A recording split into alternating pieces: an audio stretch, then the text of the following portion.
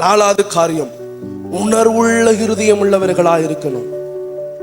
சங்கீதம் 51வது அதிகாரம் 4வது வசனத்தை எடுத்து வாசிங்களேன்.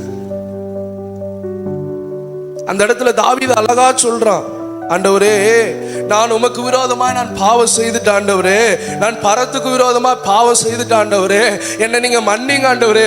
ஒரு உணர்வுள்ள இருதயம் அவனுக்குள்ள வெளிப்படுகிறது. நம்ம சில நேரங்களில் தவறுகளை செய்துறோம், ஆனா உணர்வு இல்லாதவர்களாய் சுற்றி திரிகிறோம். அதுல தேவன் நம்மளிடத்துல பிரியப்படலங்க. அவர் நம்மளிட பிரியப்படுகிறது உணர்வுள்ள இருதயம். அன்னைக்கு ஒரு ஊழியக்காரர் நம்முடைய சபைக்கு வந்தார். அவர் சொன்னாரு, எப்பா நீ மனுஷன்ட்ட போய் நீ மன்னிப்பு கேட்கறத, மனுஷன்ட்ட போய் போராடிட்டு மனுஷன்ட்ட போய் உன் பாவத்தை ஒப்புவிச்சுட்டு இருக்கிறத விட்டு தேவனுடைய பார்வைக்கு அவருடைய சமூகத்துல போய் உட்கார்ந்து உன் உள்ளான இருதயத்துல உணர்வடைந்து அவரிடத்துல உன் இருதயத்தை ஊற்றிக்கிட்டே இருப்பான்னாரு. நம்ம எப்படிப்பட்டவர்களா நடக்கிறோம்?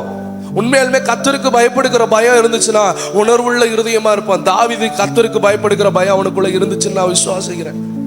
ஏன்னா யாருமே பார்க்கல, அவன் செய்த தவிர யாருமே பார்க்கல. அரண்மனையில் இருந்தவர்கள் பார்க்கல, போர் சேவர்கள் பார்க்கல, களத்தில் இருந்தவர்கள் பார்க்கல, அவனோடு இருந்தவர்கள் யாரும் பார்க்கல. தேவன் பார்த்தார். நாத்தானை வைத்து வச்சு பேசுறாரு. தன்னுடைய இருதயத்தில் உணர்வடைகிறான். நம்ம எப்போ உணர்வடைவோம்? மாட்டிக்கொண்டாதான் உணர்வடைவோம். ஆண்டவர் அதுல பிரியப்படல, அந்த பயத்தை அவர் விரும்பல.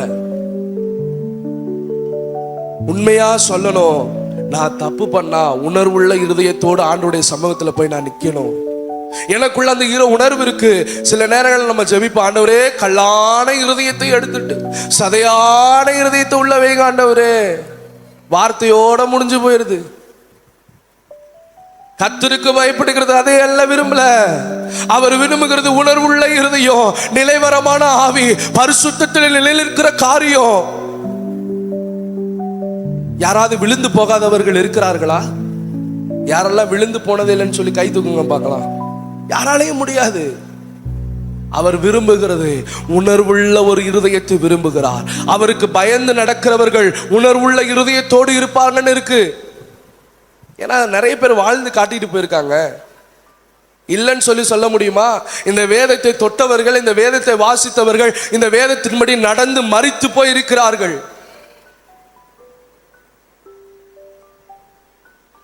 நம்மளும் அப்படி வாழணுங்க.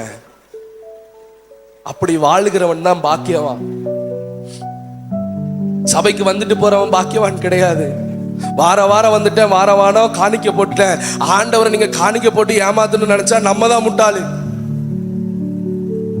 காணிக்க போட்டு ஏமாந்து போறவர் அவர் கிடையாது. சர்வத்தையும் உண்டு பண்ணினவர், பொன்னும் வெளியும் என்னுடையதுன்னு சொன்னாரு. அமிக்கு குளிக்கு மடியில் சரிந்து விழும்படியும் எனக்கு தர முடியும்னு சொன்னாரு. ஆனா இந்த நாட்கள்ல நம்ம என்ன பண்றோம்? நான் தப்பு பண்ணிட்டேன், அதனால காணிக்க போட்டு நான் மன்னிப்பு கேட்டுறேன். அவர் காணிக்கையில பிரியப்படல, உங்க இருதயங்களில் அவர் பிரியப்படுகிறார். உங்க வாழ்க்கையில் அவர் பிரியப்படுகிறார். உங்க உணர்வுள்ள இருதயத்தில் அவர் பிரியப்படுகிறார். தீமையை வெறித்து ஓடுகிறதுல அவர் பிரியப்படுகிறார். கட்டளைகளின்படி நடக்கிறதுல பிரியப்படுகிறார். வேதத்தின்படி நடக்கிறதுல அவர் பிரியப்படுகிறார். அந்த பயத்தை தான்